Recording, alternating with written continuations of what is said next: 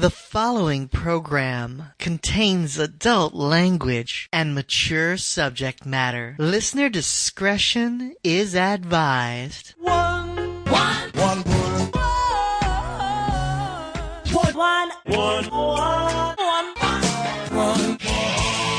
Another one. One more time.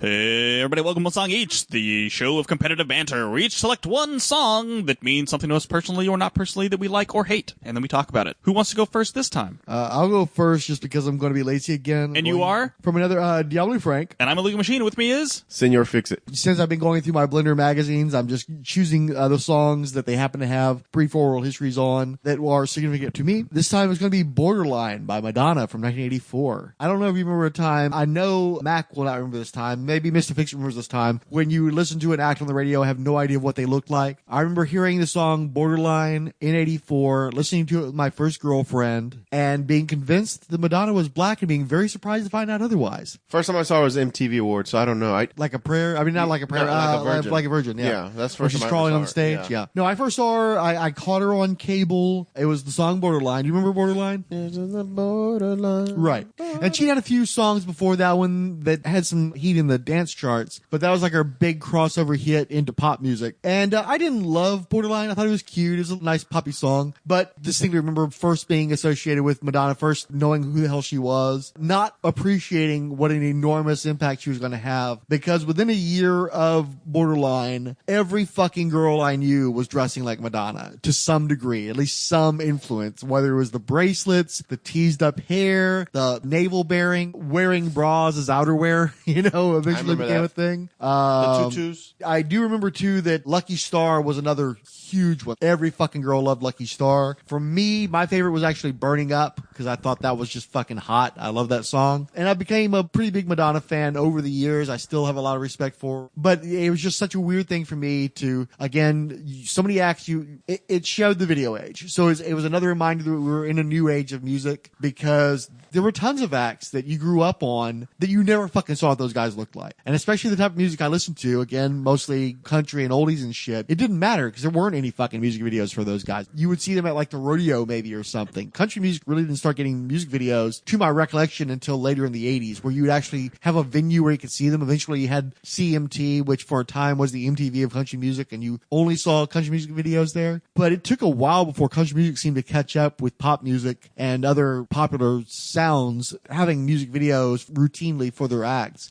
Tons of acts were killed by the fact that they were some Art Garfunkel looking motherfuckers and they had no sex appeal, that nobody wanted to actually look at them. And so those guys didn't get to appear in videos after a while. They fell off because they weren't telegenic. Where Madonna, of course, defined telegenic acts. Nobody looked like her. Nobody inspired the cult of personality. Nobody influenced fashion the way that she did in that time period. As a person who didn't really listen to a lot of pop music at that point in time, because it was still a little early before I really started embracing what people my age were supposed to be listening to. But she was definitely an early exposure for me because regardless of whether or not I knew who a lot of popular bands of that time were, I knew who the fuck Madonna was very early on. And she kept me in her sights for much of her career. As far as the oral history though, since I bothered to read this, basically they just talk about how she never liked anything off her first album. She was a control freak. She wanted a more minimal dance sound. Her producer wanted a lot more kitchen sink kind of stuff, a lot more layered stuff. But she was unhappy with the song, and apparently she was so confident in her abilities that she was actually praying for Borderline to go away so that people could hear the new stuff that she had coming up that she thought was going to be far better than anything that was on that album. Which of course it ended up fucking, totally played out that way. She, Like a Virgin came out, which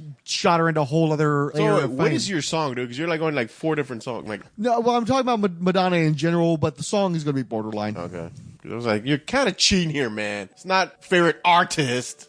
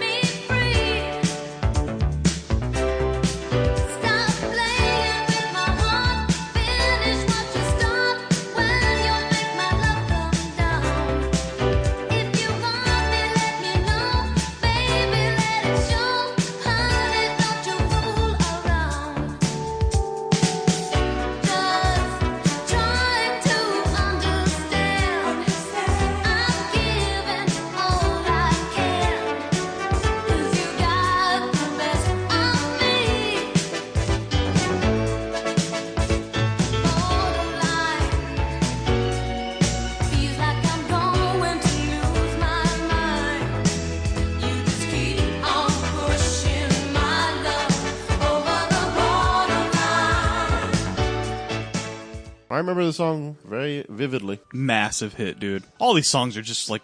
I mean, it's a rip-off from Breakin', the dance girl who hangs It's not a rip-off. It's the fucking 80s. Yeah. Like, this song has breakdancing in it? Who does she think she's copying? It was the fucking 80s. Everybody's breakdancing. She was pretty smoking hot back then. Well, it was only, about a year or two after this that the artistic nudes got released and ended up in, I think, Playboy or Penthouse. Mm-hmm.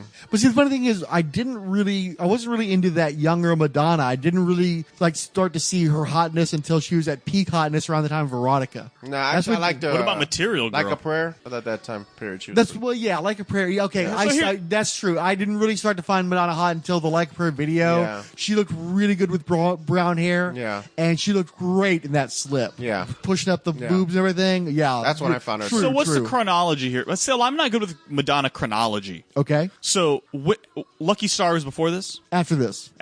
Borderline was her first big pop hit. I think that Burning Up and a couple other ones were dance hits before this, but she didn't cross over on those. Everybody. Released October the 6th, 1982. Worldwide sales of 400,000. Burning Up. Released March the 9th, 1983. Worldwide sales of 350,000. Holiday. Released September the 7th, 1983. Worldwide sales of 2,400,000. Billboard rank of 16. Lucky Star. Released September the 8th, 1983. Worldwide sales of 1,740,000. Billboard rank of 4. Borderline. Released February the 15th, 1984. Worldwide sales of 1,400,000. Billboard rank of 10. In the US, the song was released before Lucky Star and became Madonna's first top 10 hit. Madonna's eponymous first album was followed by Like a Virgin later in 1984. So then, when was Material Girl? Material Girl. That was on Like a Prayer. Or not Like a Prayer, sorry, Like a Virgin. Okay, I said timeline. Everybody was a demo released as a single in 1982. Its modest success greenlit production on Madonna's first full album, released July the 27th, 1983. Singles from the album proceeded into early 1984, the same year as her follow-up, Like a Virgin's release that November. This is 84. Okay. See, for me, it was just, this is Madonna. There was no discovering Madonna. It was, she was always there. Madonna was already an entity living about I remember space and Earth. I knew Madonna was big when we saw her on MTV and she did Like a Virgin. And it was like, yeah, that's Madonna now. Oh, yeah. Well, see, that was one of those break the internet before there's an internet moment. Yeah. Everybody, once she crawled across that stage, moaning and simulating things that were not allowed on any kind of television back then. They really weren't even allowed in fucking movies for the most part. Everybody knew who the fuck Madonna was after that. I still remember my stepsister dragging me to go see Who's That Girl. I'm sorry. That was not a good movie. And I liked it okay back then, but I tried to watch it as an adult. What was the other one she did? Desperately Seeking Susan. That one. Yeah. Which is generally considered the only good Madonna movie. I'll defend Dick Tracy, but that's about it. Yeah, that'll be you. I told you, I fell asleep during Dick Tracy, I think. I didn't fall asleep, but when I left Dick Tracy, I was like, I was a kid, and I was just like, what the hell did I just watch? That was the most boring shit ever, dude. Well, see, I read the comics.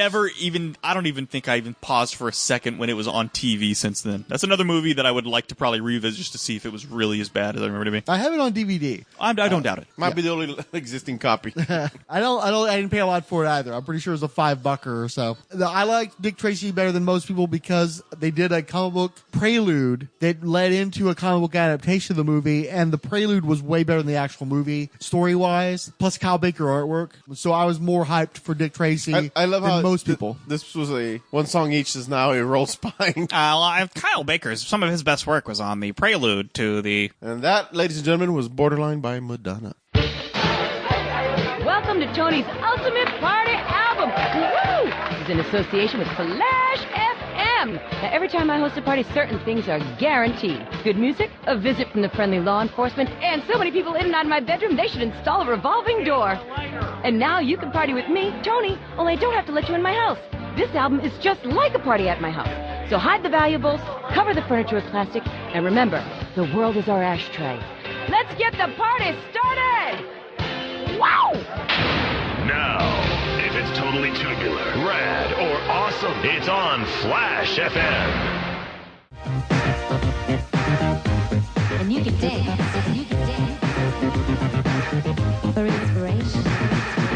In Midtown Manhattan, hundreds of Madonna wannabes packed into the Madonna Land shop at Macy's department store for a Madonna look-alike contest. Madonna, at this point, I think represents all of the young fashions in our country. And by looking around Macy's and seeing all the would-be Madonna lookalikes, it certainly proves the point. It's the only one that we can look up to nowadays. She doesn't condemn femininity. And you wear Madonna clothes, everybody looks at you, right? Everybody stares and thinks, look at that girl over there. She's pretty and I like her.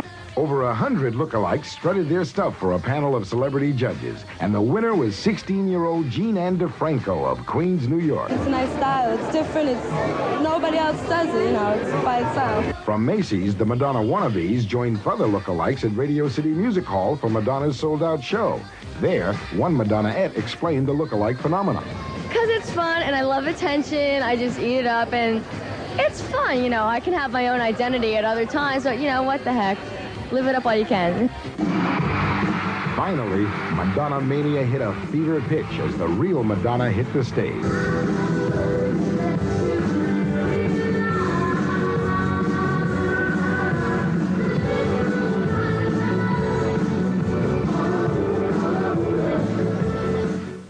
Okay. All right, Matt, what you want? I don't want to do this song off this soundtrack, but I'm going to do People Are Strange by The Doors. Okay.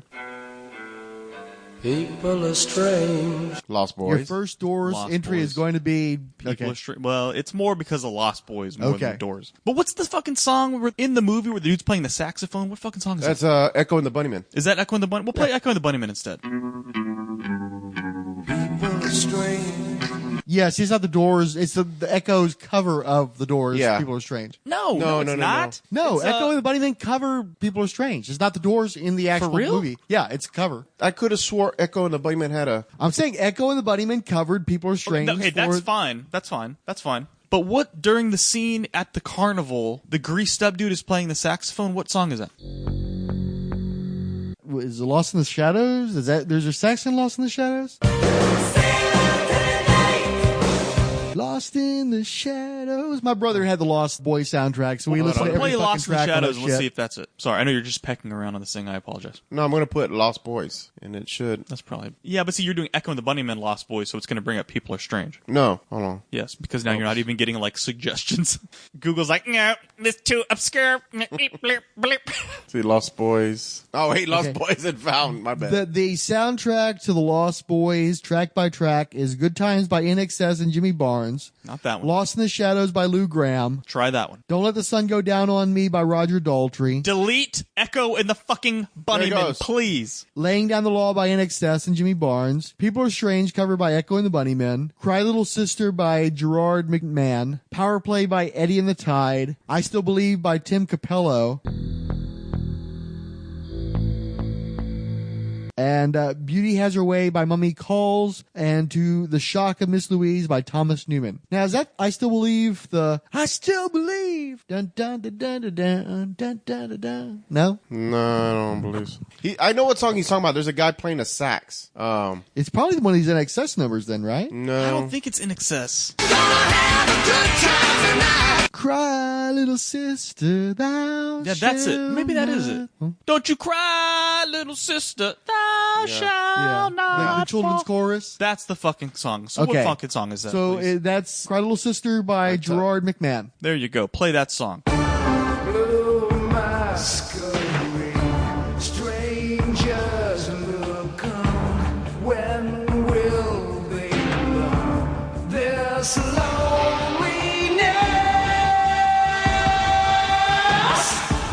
Temptation heat beats like a drum deep in your veins.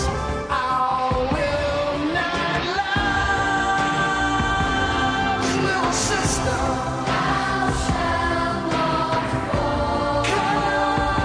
Come to your brother.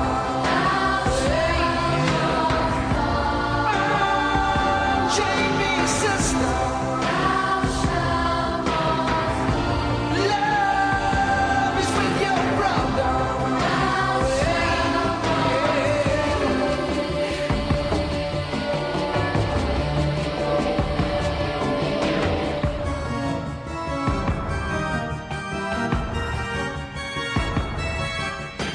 That's my song for one song each. I At the didn't very know end my when he fucking dies? song was. We'll just make it this one. I don't even think this is the saxophone, greased up saxophone. I don't fucking care.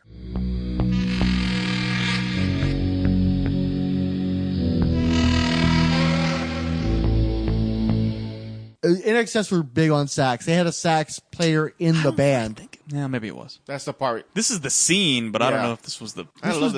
This was my favorite song off that soundtrack. Yeah. I never was that into the movie. I like the soundtrack better than the movie, to be honest with you. What are you mad, man? Well, I mean, I don't blame you not. The soundtrack is fucking rad. Yeah. But this movie is. I've seen it like twice, maybe. What? One of my favorite movies. Maybe twice. I've seen it twice probably this year, and it's only like the 10th day of the year.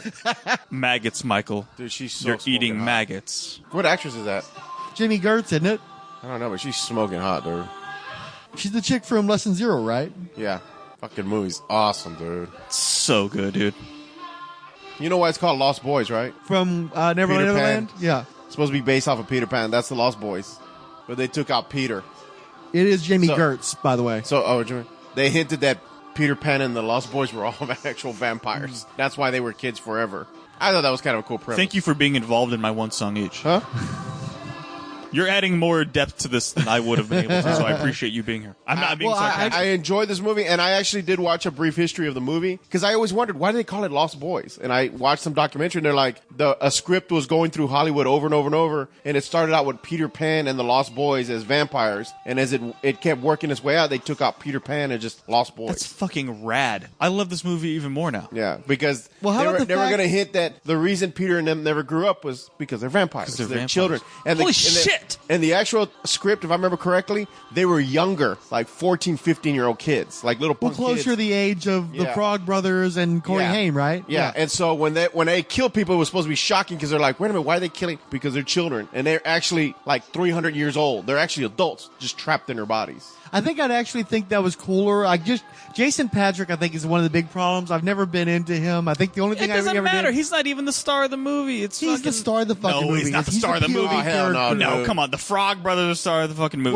Well, they're the saving grace. of the Kiefer movie. Sutherland is the star of this And- movie. yeah. but I don't think it's one of Kiefer's better He's the roles. though. straight man. He's not the star of the movie. He's supposed to be your point of view, I guess.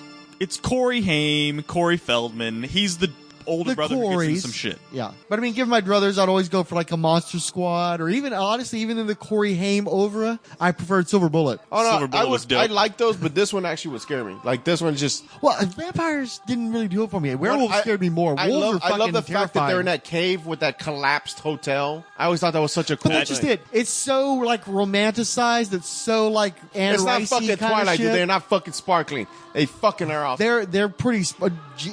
When I Jason love that Pat- scene. Yeah. That's a fucking Oh, when they great just- scene. Dude, there into are the so many fog. iconic scenes in this movie. Come on, Michael. Just fall down, Michael. Oh, dude. And then he's falling, and then he wakes up in his fucking bed. Oh, or when they fucking stab Ted from. It was a Bill? Bill. Oh, yeah. It was Bill, right? When they freaking stab him. He explodes. Fucking all that fucking goo and shit's coming out of him. Oh my god. Or they have that little kid that's a vampire, and he Yeah. vamps out. That's when you were talking about the Peter Yeah. Pan thing. That Yeah. the little kid was the first thing that popped in my head. Well, see that's the thing though. See, I guess that's the age they were trying to go for. You think that'd be freakier? That's the thing. I like the stuff with the Coreys. I like the stuff at the end when they're actually slaying the vampires and the big twist about who the king of the vampires is. The shit with the grandpa. All that stuff is cool. It's the stuff where it's the actual gang, the Lost Boys gang, and Jason Patrick's character. That's the shit that I'm not into. Wow. Or at least I wasn't into back then. I literally have not watched this movie in at least 25 years. I'm going to probably watch it. Minimum 25 I'll years. probably watch it tomorrow. I think of a lot of the 80s movies. This movie has held up I love this way part. better. I love this part. And so just so you know, it was supposed to be Santa Barbara. Oh, he says like totally says the wrong thing. But they had to change it into a fictitious town because Santa Barbara did not want to be associated. I would with assume it. they wouldn't want a bunch of people in the 80s. because because they do this. There was supposed to be a scene where they show like all the lost people, and it was going to say Santa Barbara, and they're like, yeah, no. So the reason I picked the song is that this is from my childhood. This is like my 80s movie. It's not the fucking Goonies. It's not I loved Monster Squad as a kid. It's not Monster Squad. It's fucking Lost Boys. This movie scared the shit out of me as a kid. I related to it. Like the Frog Brothers were me and my friends. Mm-hmm. We collected comic books. This is how you kill the vampires. And they're going through the back issues, and they're pulling out their guide to kill vampires by going through the old fucking comic books and shit. But we moved all the time as kids. So we were always these just outsiders showing up in these cities. So then you had to kind of meet people, and there were always, you would find the kids that knew the lay of the land, and those were the Frog Brothers, right? But I was Corey Haim, I guess. God, that sounds really bad. It sounds bad now. It didn't sound bad in the 80s. With your big dog? Yeah, with our German Shepherd. So, but that's what it was. We were just these outsiders that sort of seemed to just like drift from city to city. You sound like gypsies, man. And we kind of were. My mom's in the radio business. Yeah. So when you're in the radio business, you just take jobs in radio. Sure. I equate it, because a lot of people, when they hear all the different cities I've lived in, they go, oh, military. I'm like, no, it's radio. It's the same thing. I'm like, you're in a city and they change a format. Well, now your rock station's now a Latino station. So they'll turn over a whole staff or whatever. That's just sort of how it is. You just float from station to station. And you have things like, your Clear Channels and your Viacoms that own a bunch of stations. So when you get promoted, it's not at that station. They promote you to another state, and you move to another state. And then that opens doors into TV, and then you go to other states where there are TV position openings. Yeah. We just moved everywhere, and we were like freaking Jason Patrick and Corey Haim's family. Like, we were just fucking floating around with my single mom, meeting these weird fucking people everywhere we went to. So I identified with that part of it. But then the 80s were all about urban legends. Yeah. I mean, that's to me, there was always you heard this so-and-so died under this bridge, or, the hook in the hand hanging on the door, all that stuff. And to me, that played into a lot of this movie too, about all the missing kids, the missing persons showing up everywhere. And it was because these gang of kids that you thought were really cool, or there's something not right with these kids. You got to stay away from these kids. They were the bad kids in town. And then the other thing were the carnival rides too, where it just seemed like, to me, carnivals started to kind of die out. They're still around even today. But, when I was a kid, it was all about the moving carnivals that would drift through town with freaking crazy carnies and shit like that. Yeah. So there's just so much about that Very movie. creepy, because you did have that sense that you could die on one of these rides. Oh, and they would yeah, just throw the body in a ditch and drive away. And that was another urban legend, that people would die. Oh, I heard that the bar came up and a bunch of people died on it. But there was no... Oh, the Graviton was definitely the killer. People definitely died on the Graviton that was over my and over jam. again. Yeah. Or the zipper. Cut in half when the bottom fell out. Yeah. Yeah, and so there were always, oh my God, I heard that it spun too long or whatever. You know what I mean? Or it went too fast. I heard it went too fast one time or whatever. There were just so many of those themes in this movie that hit all these points of my childhood, along with just the fucking kick-ass soundtrack. Anytime a song from the soundtrack comes on the radio, the channel does not change.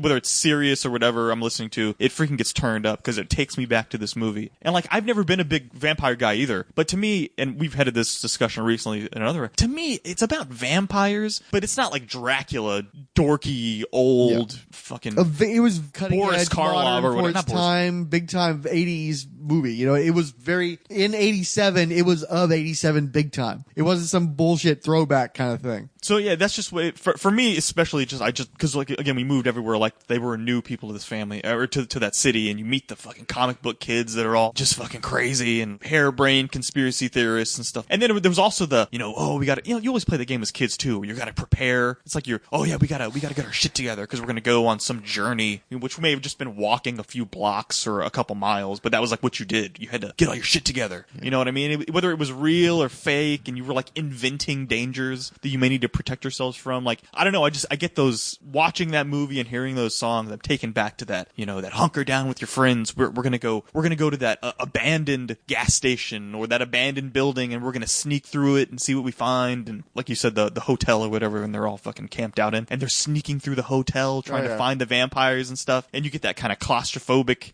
we shouldn't be in this abandoned. I just thought it was very stylish. Up to that point, any vampire movie I saw was dusty Monster old Squad or not even Monster Squad. I think that predates Monster Squad, doesn't it? Yeah, no, it does. But I'm talking about at the time, your vampires were either very they're in Bram Transylvania, Stoker, they're in a haunted castle, or they're in some kind of comedy, or they weren't relatable. Where this is that's the punk kid that lives at the end of my street. Kind of feel I could see a bunch of these dudes that lived at the end of my street that were metalheads that could be vampires. That. You would have never thought about it. Well, and they could fucking fly. They were manipulating his brain and things that he was seeing. They could do shit like that. Why you like eating worms, Michael? It's maggots, Michael. Oh, You're eating maggots. Stuff like that. I'm like, oh my God, they're totally. Where it's just I'm gonna suck your blood and I'm gonna go in a coffin and I'm gonna get stabbed with a stake and fucking garlic and stuff. And I'm like, oh, that's so lame. I love everything about that movie to this day, and it's and Kiefer. No, don't want to. Don't plan. Kiefer Sutherland too was so menacing back then. He did menace so well. He was such an intimidating presence. You always felt like he was the kid that would pull a switchblade and gut you. Yeah, he was the ornery, angry, don't mess with that kid just because of the way he That guy's not right. That dude will fucking knife you, man. So it's scary. And just a reminder, fucking Joel Schumacher, much maligned Joel Schumacher, but that dude fucking had style to spare back then. Yeah, and that movie has, like you said, that movie has its own style. Yeah. It is not like any other vampire movie that predated it, and it has a I just very love it. distinctive look. Yeah. Well, and I think it inspired a lot of stuff that came afterwards. Oh, too. for sure. For sure. You know, kids, this is the best damn party album in the whole world. That record was so good, I wanted to puke. Luckily, I didn't, though. It might have ruined my chances with the sound engineer, who is so cute. Anyway, you're on Flash, and I'm Tony, and we've got the weather next. Oh, wait a minute. That's wrong. What is this? Oh, yes. This is the Tony Ultimate Party Album. Geez, this looks so much like my normal studio that I had an out-of-body experience for a minute there. It's got a microphone and everything, except for the bed and the jungle swing. Like a creature of the night, it's Flash FM. In California, you'll find fun, romance, and vampires. You better get yourself a garlic t-shirt, buddy. You been eating pizza? No, why? Ooh, you smell like garlic.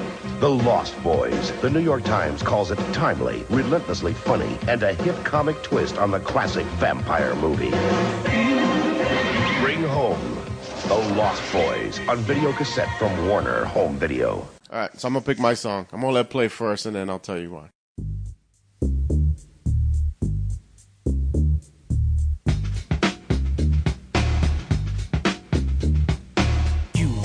Estoy MC Kid Frost. Yo soy jefe, batón, it's the big boss. My cuenta's loaded, it's full of balas. I put it in your face and you won't say nada. Vatos cholos, you call us what you will. You say we are assassins, you're tripping out to kill. It's in my blood to be an Aztec warrior. Go to any extreme and hold no barriers. Chicano, and I'm brown and proud. Want this chingazo, Simona, so let's get down. Right now, in the dirt. What's the matter? You afraid you're gonna get hurt? I'm with my homeboys, matas my camaradas, kicking back con mi ganga y pa' mí no digan nada. Yo soy chingón ese, like Al Capone ese, controla todo, so don't never try to sweat me. Some of you don't know what's happening, que pasa, it's not for you anyway, cause this is for the raza.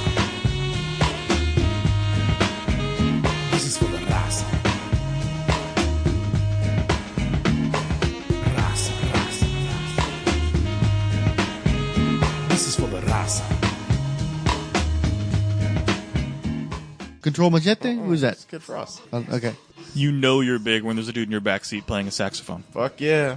Fixit, did you introduce this song to me, or did I hear it before you? No, I ain't probably introduced this. You might have, yeah, I was about to say. I know I've heard it before, but... I think you had a copy of mine, like when you were holding... Yeah, I think you must have introduced it to me, yeah. This beat sounds familiar to something else. It's a Santana song, I believe. So that was Kid Frost, La Raza. And so... Translate, por favor? My race. In the neighborhood I grew up in, which was extremely Latino, you had rap coming up. So you would have a lot of dudes that would try to emulate black rappers. And we had a bunch of old school... Now, in the day, we used to call them lowriders and would piss them the fuck off. Because the lowrider's a car. The dude driving the lowrider's a cholo. And the cholos were like, motherfucker, I ain't a lowrider, I'm a cholo. You're in the neighborhood. That's just the way they dressed. That's the way they acted. And as a young kid, you start emulating that. That's what you want to look like. That's how you want to be seen. So, dude, we would go to quinceañeras, and I mean, that's how we dressed. We would dress like that and crash people's quinceañeras. And so that song came out. I think I was working at the time. My dad had us working at a tortilla factory, like us packagers. That came out, and at the time, all we had was like just rap music, which I liked a lot. But that came out, and that was just like, boom, a bomb in my neighborhood. That song played everywhere. And then all of a sudden, you had like this renaissance of Latin rappers, but he was like the first one I can remember that came out from the West Coast, because of course Cypress Hill is from the East Coast. No, they're from the West Coast. I'm sorry, Cypress, California. Who came out? I can't think who came out first. Cypress Hill was more, I guess you would say, mainstream, where Kid Frost, like I didn't see Kid Frost on any of the shows. I don't think I've ever even heard of Kid Frost, so Cypress Hill was definitely more mainstream. Yeah. I don't know. It was just the way it was in the neighborhood. Right. We were talking about earlier, where you were talking about the models. Like, what was those were the models I was chasing after, the lowrider models. Like, that's what was on my wall. The only reason I liked Cindy Crawford is because I would see her a lot. But she looked really Latina, so I was like, well, she kind of looks Latin, so she's kind of hot. Kathy Ireland and all that, I was just like, nah, yeah, you can keep, that's all bone. We're good. And so the cars, I mean, I had friends that would go and they had to get the Monte Carlo, and they would have rims on them just like that. But, you know, maybe the seats were missing in the back, no interior. Them Daytons. Yeah. They'd have, you know, the fucking equalizer in the back with the subwoofers and all that shit. So that song just, when I hear it, it reminds me of like a group of people, friends I used to hang out with that I don't hang out with anymore. Not too long ago, there was a funeral, and I had a family member go, and he was just like, oh, all these old friends, all these old guys from the neighborhood were there, you know, and to hear like, oh, well, so-and-so's blind, and so-and-so's this. Like, to think that from when we were kids like that to where they are now, like, they were all falling apart, they're all old, or they've been in jail for so long, and it was just weird, man. But that was just kind of a small chapter in my life, and so when I hear that song, there was good times then, but yeah, it was good times then, but it got crazy sometimes. Well, that bachelor party we went to where we were all on that bus and y'all ended up going to the strip club and I bailed on you. Were some of those guys, some of your guys from back then? No, man, that was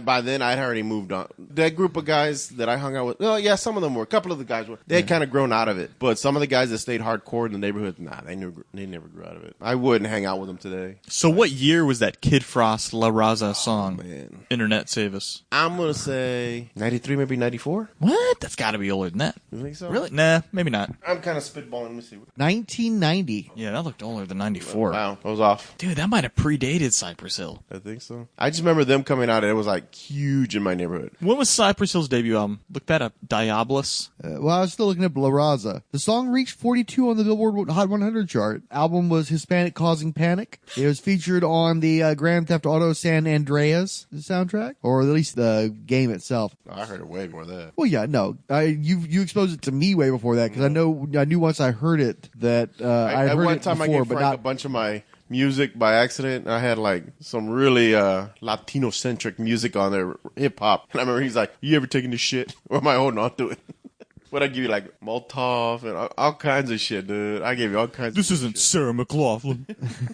Cypress Hill goes back to 1988. Yeah, but I don't know when that, like, when did they blow up? You know what I'm saying? 91 was the self-titled album. So by a year. But I'm not seeing any hits off of that one. Yeah, I mean, if they didn't chart until 94 or something, 93. I want to say Black Sunday was the one that Black hit Sunday hard, was right? Black Sunday was their massive album. Insane in the Brain. Yeah. Yeah. So yeah, they really blew up in 93 though. But like I said, so way before then. Like, so when he was wearing that poncho, that's what we used to wear to kind of stand out at school. That big Mexican poncho. It's quite a time. Quite a time. Yeah. You couldn't get away with that shit now, dude. There's no way they'd let you wear that to school. Oh, no. Well, honestly, today, I think it's kind of a caricature, right? I mean, that's so broad by today's standards, you know, that... I have one in my closet, man. They're fucking comfy as shit. I'm talking about the whole look. That whole look with the gigantic headband and everything else. No, dude, that's going... That's like dude, throwback, that's been isn't around, it? that's been around since like the 30s. Like that. Right, but do people don't still roll out like that, do they? Fuck yeah. Really? No, nobody's walking around in the streets with freaking ponchos on full. Dude, if you go to a lowrider show, you're going to see that shit all over the place. They still have lowrider shows here. Isn't that No, like they still have cosplay, lowrider though, at this shows. point? If it's a lowrider show dressing like dude, that? you're not going to dress... Dude, you dress like that? Oh, nah, dude. It'd be disrespectful. Like, I wouldn't try to dress like that anymore because I don't live like that. They take that shit real serious. You know, the tres flores in their hair. Tres leches in the belly.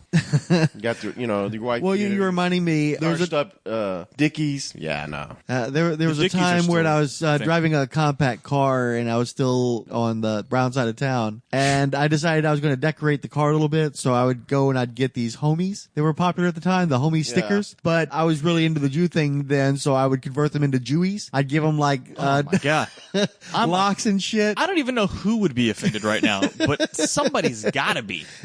He's just throwing stuff. I used to live on the brown side of town, and I bought homies and converted them to Jewies because I was really into the Jew thing. and then the kids would be stealing my Jewies off of my car.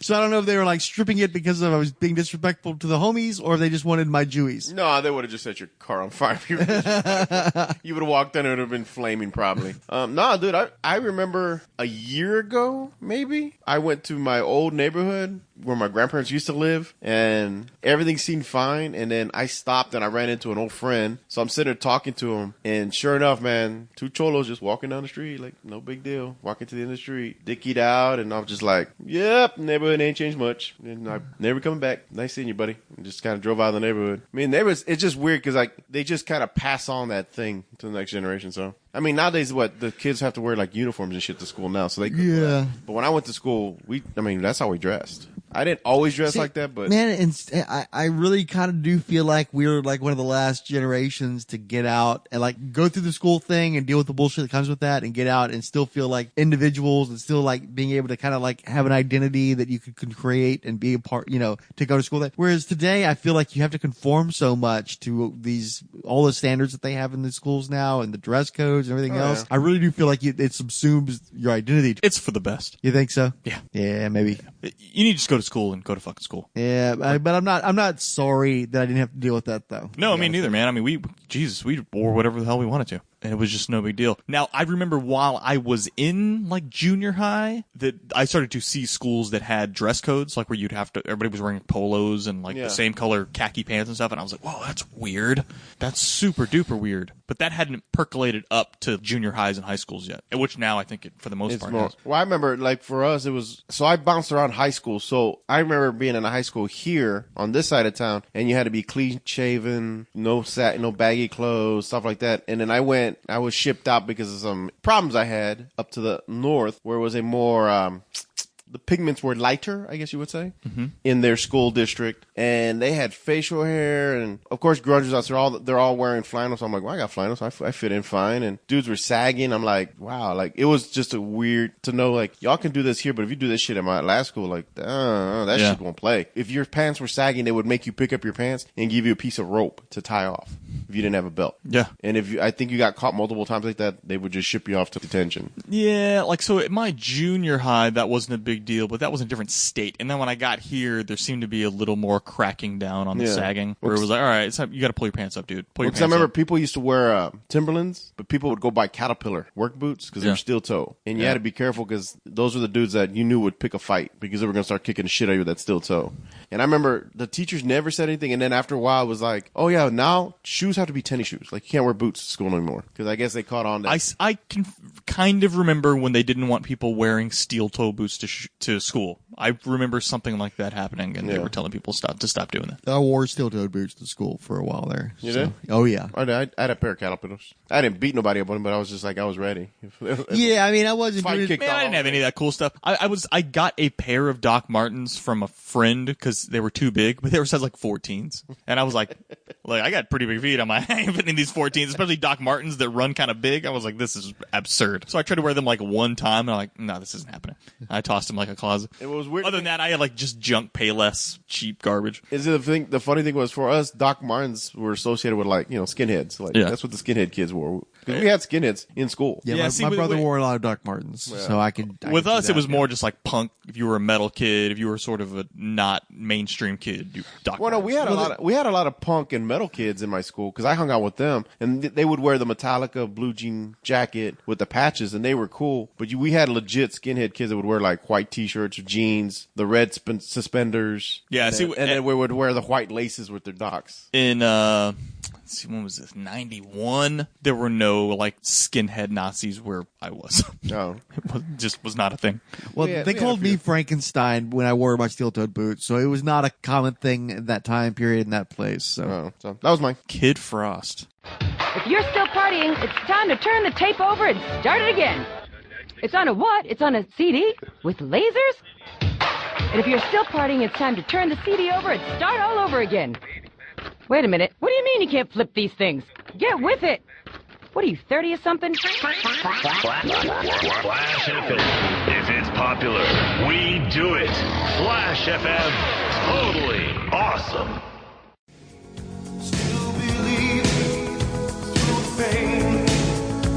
Hey everybody, welcome back to The Hustle. It's John Lamoureux. All right, who will ever forget that moment when they first saw that really buff, super greased up saxophone player on the boardwalk performing this song, I still believe, in that classic 1987 movie, The Lost Boys. If you're of a certain age like me, that is one of the most indelible, iconic images of the entire decade. That guy is named Tim Capello, and he is this week's guest. And I'm so excited for you to hear this, because if you look at him, you probably would assume that he's a certain kind of guy. He's rough and he's aggressive. He's not like that at all. He is the sweetest, gentlest, funniest sweetheart of a man you will ever know. I came into this, fully prepared with this very formal list of questions that I wanted to go down, and he took me on tangents that were way more interesting and entertaining than anything I could have dreamed up. I don't know if you know this, but his primary gig for a long time was playing with Tina Turner. We talk about that. We talk about a lot of his other collaborations too, like Peter Gabriel, Carly Simon. In the early days, back in the 70s, when Billy Crystal was starting out as a struggling comedian, Tim would travel around and be his piano player, if you can believe that. So we talk about all that. We talk about why he never had a solo career, and it's really hilarious, actually. We talk about what it felt like to be parodied on Saturday Night Live by John Hamm recently, when he was Sergio the Sexy Sax Man. A lot to unpack here. He's such a funny guy. The Hot Singles chart includes The 108 Sage, Bone Dragon Comics, Dr. Ange, Pat Shapirak, Cash Flag, Chris at Bad Books for Beginners, Cinnabud Podcast, Gray Muir, The Hoopers, Ice in the Face, Iowa's Joe, Gerard Albrecht, The Yard Sale Artist, Jeffrey Brown, Justice First Dawn, Keith G. Baker, Ken Stark, Kevin Dodgy, Christados, Longbox of Darkness, Longbox Crusade, Michael Wagner, Odell Abner Dracula, who added Festive, Pat Sampson, Paul Quibell Smith, Randy Caldwell, Resurrections and Adam Warlock and Thanos Podcast, Ryan Daly, Sean Michael Ortega, Sugar Wars and Beyond Podcast, Terrence Castanway, Tim Price, Trekker Talk, and Zach Sally. One Song Each is a Rolled Spine podcast. This is a not-for-profit fan production. Any copyrighted materials used is believed covered under fair use, with no infringement intended. Please leave your comments and criticisms on our website. We especially encourage participation on this show. Feel free to call in and leave a request. Maybe you'll even get featured on the show. We thank you for your rapt attention.